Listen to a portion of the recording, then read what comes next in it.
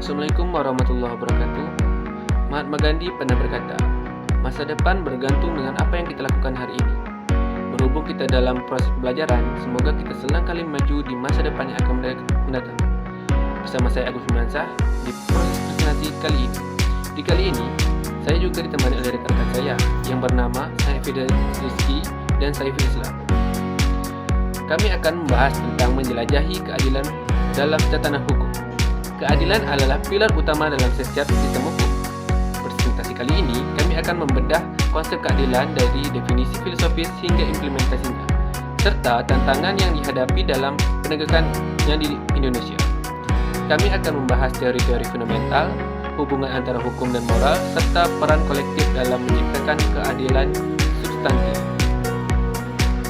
Oke, selanjutnya, yang pertama ya, prinsip fundamental. Makna keadilan menurut hukum, kesetaraan di hadapan hukum.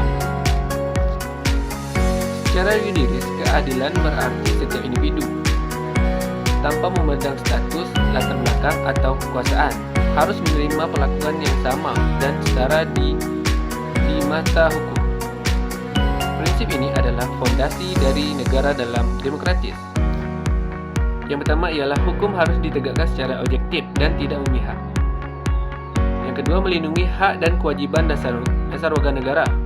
Yang ketiga, tujuan utama adalah menciptakan ketertiban, keseimbangan, dan kepastian hukum dalam masyarakat. Keadilan formal memastikan proses hukum berjalan sesuai prosedur, sementara keadilan substantif memastikan hasil keputusan tersebut benar-benar adil bagi semua pihak yang terlibat. Selanjutnya, landasan filosofis. 3 pilar teori keadilan. Yang pertama menurut Aristoteles, distributif dan korelatif. Keadilan adalah memberikan kepada setiap orang sesuai dengan hak, jasa, dan kontribusinya. Keadilan korelatif atau disebut retributif berfokus pada pemulihan keseimbangan ketika terjadi kerugian akibat kejahatan. Sedangkan menurut John Rawls, keadilan sebagai fairness. Rawls memperkenalkan konsep selubung ketidaktahuan atau field of the ignorance. Keadilan harus didasarkan pada 2 prinsip: kesetaraan, kesepakatan bagi semua, dan melindungi kepentingan kelompok yang paling lemah. Selanjutnya, Pancasila, keadilan sosial. Di Indonesia, keadilan bersumber dari nilai kemanusiaan dan kolektivitas. Keadilan sosial bagi seluruh rakyat Indonesia menurut sila kelima, menuntut pemerataan dan pelindungan hak-hak ekonomi, sosial, dan budaya. Oke, slide selanjutnya akan dilanjutkan oleh rekan saya Saiful Rizki. Kepadanya saya persilakan. Baiklah, saya akan melanjutkan materi dari Agus Firmansyah. Keterkaitan erat hukum, moral, dan etika. Hubungan antara hukum dan moral bersifat simbiotik. Moralitas masyarakat seringkali menjadi dalam perumusan peraturan perundang-undangan. Moral sebagai basis hukum. Tanpa etika dan moral, hukum akan menjadi alat yang kering dan dapat kehilangan rasa kemanusiaannya, hanya berorientasi pada prosedur formal semata. Hukum menegakkan moral. Moralitas yang luas dan abstrak membutuhkan hukum untuk diterapkan secara konkret dan seragam di seluruh lapisan masyarakat, memberikan sanksi bagi pelanggarannya. Keseimbangan. Hukum yang baik adalah berhasil menyelaraskan norma-norma tertulis dengan nilai-nilai moral dan keadilan yang hidup dalam masyarakat. Selanjutnya, 2 bentuk keadilan: pembagian dan pembalasan. Keadilan distributif fokus pada pembagian sumber daya, hak, dan kewajiban secara adil antar anggota masyarakat. Ini berkaitan dengan bagaimana pemerintah mendistribusikan kekayaan dan kesempatan. Contoh, kebijakan pajak progresif, subsidi, program bantuan sosial, dan pemerataan akses pendidikan.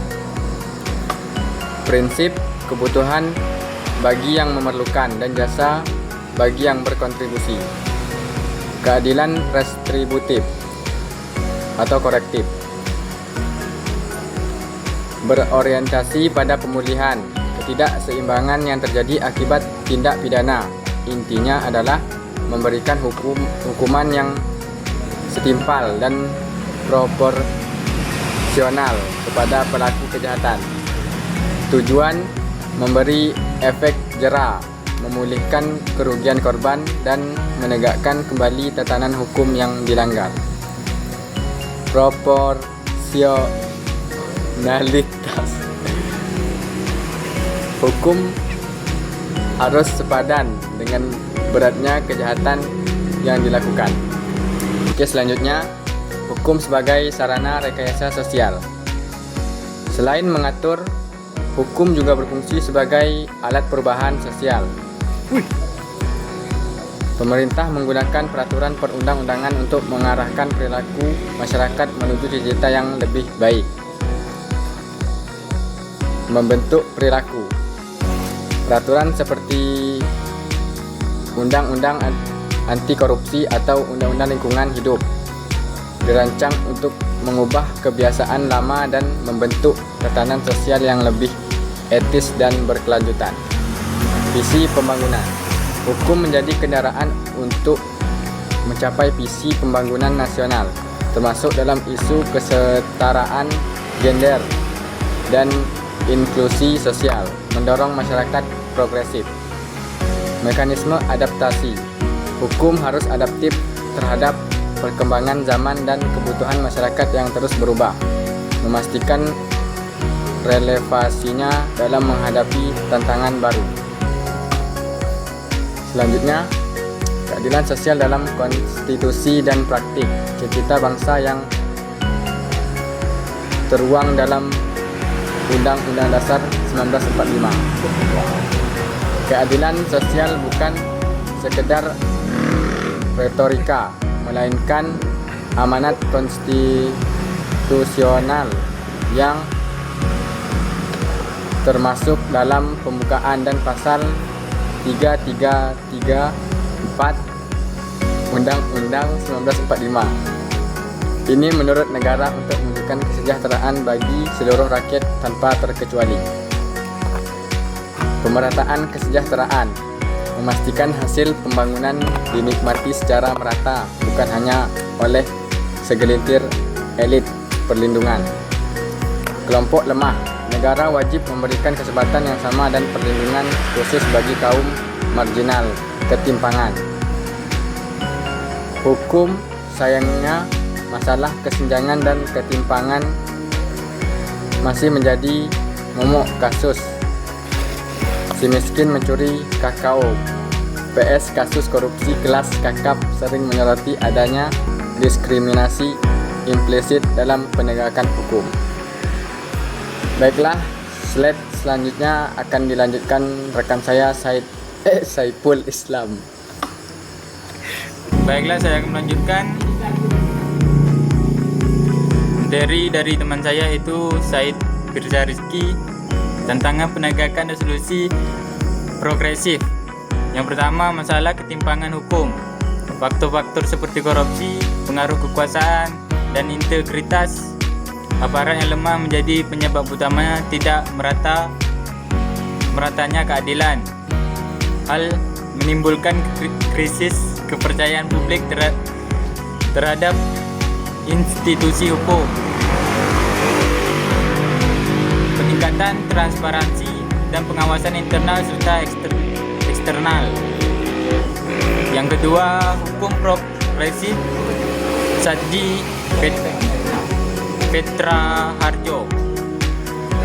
Konsep ini menekankan bahwa hukum harus berorientasi pada kemanusiaan dan keadilan substantif, bukan sekedar teks.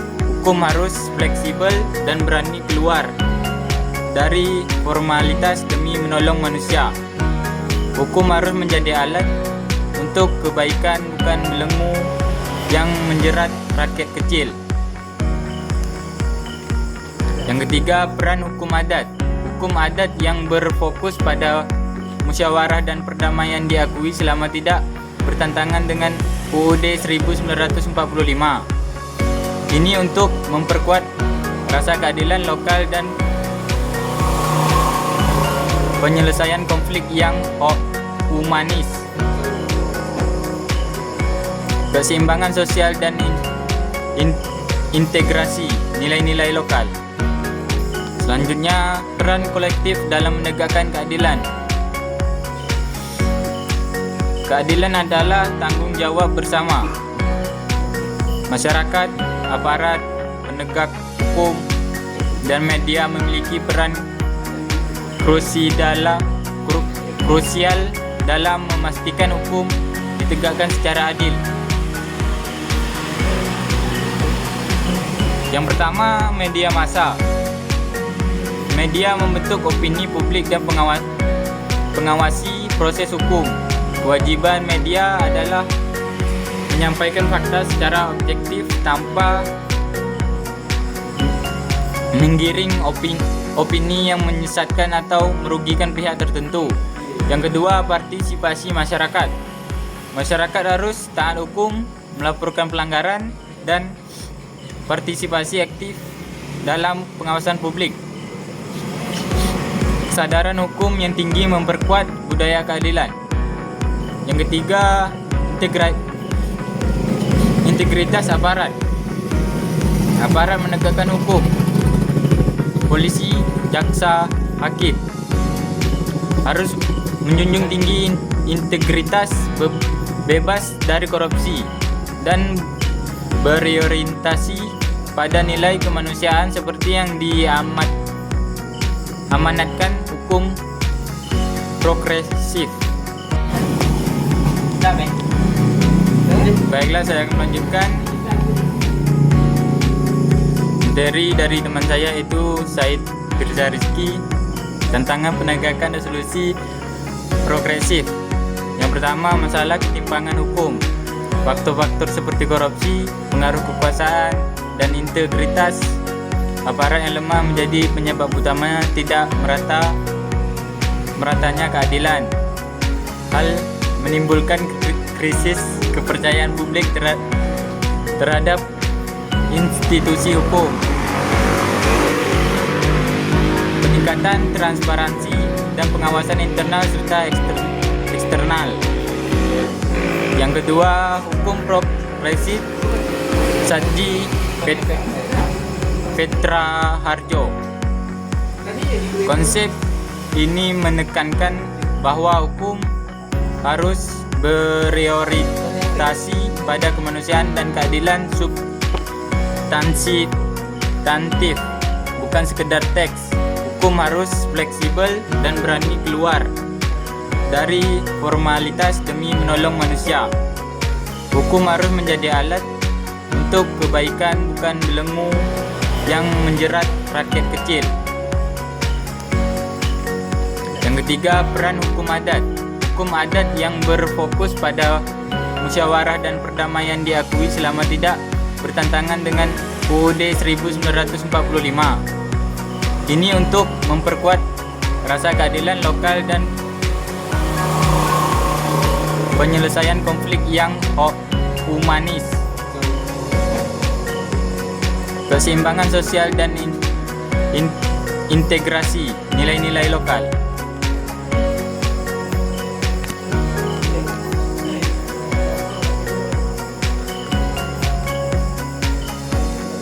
Selanjutnya, peran kolektif dalam menegakkan keadilan. Keadilan adalah tanggung jawab bersama. Masyarakat, aparat, penegak hukum, dan media memiliki peran krusial dalam memastikan hukum ditegakkan secara adil. Yang pertama, media massa. Media membentuk opini publik dan pengawasi proses hukum. Kewajiban media adalah menyampaikan fakta secara objektif tanpa menggiring opini yang menyesatkan atau merugikan pihak tertentu. Yang kedua, partisipasi masyarakat. Masyarakat harus taat hukum, melaporkan pelanggaran, dan partisipasi aktif dalam pengawasan publik. Kesadaran hukum yang tinggi memperkuat budaya keadilan. Yang ketiga, integritas aparat. Aparat menegakkan hukum, polisi, jaksa, hakim harus menjunjung tinggi integritas, bebas dari korupsi, dan berorientasi pada nilai kemanusiaan seperti yang diamanatkan hukum progresif. Yang terakhir, mewujudkan keadilan substantif. Langkah ke depan. Keadilan substantif adalah puncak dari cita-cita hukum. Keadilan yang benar dirasakan dialami oleh masyarakat, bukan sekedar tertulis dalam pasal-pasal. Yang pertama,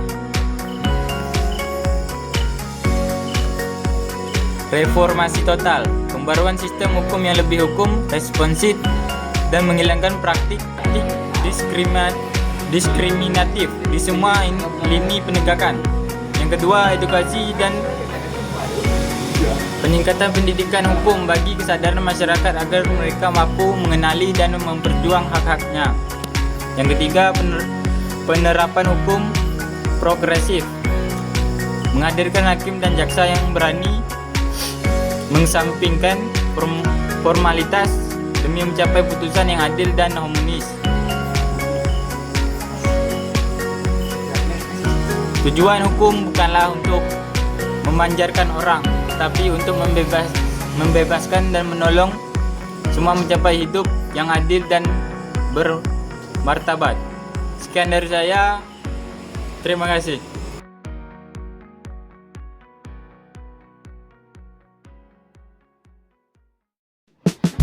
Nah, itu tadi hasil dari presentasi dari kelompok kami, dan kami akan menjawab pertanyaan dari kelompok lain, yaitu kelompok 1 dari Basusdip. Pertanyaannya ialah, bagaimana peran penegak hukum dalam mewujudkan keadilan sosial? Jawaban dari kami ialah, penegak hukum berperan penting sebagai pelaksana keadilan dengan menafsirkan dan menerapkan hukum secara bijaksana, tidak hanya berdasarkan teks undang-undang, tetapi juga berdasarkan rasa kemanusiaan dan kepentingan masyarakat. Integritas, kejujuran, dan kepekaan sosial menjadi kunci utama agar penegakan hukum tidak kaku dan tetap berpihak pada keadilan. Nah, segitu saja jawaban dari kami. Kami akhiri dengan wabillahi taufiq wal hidayah. Wassalamualaikum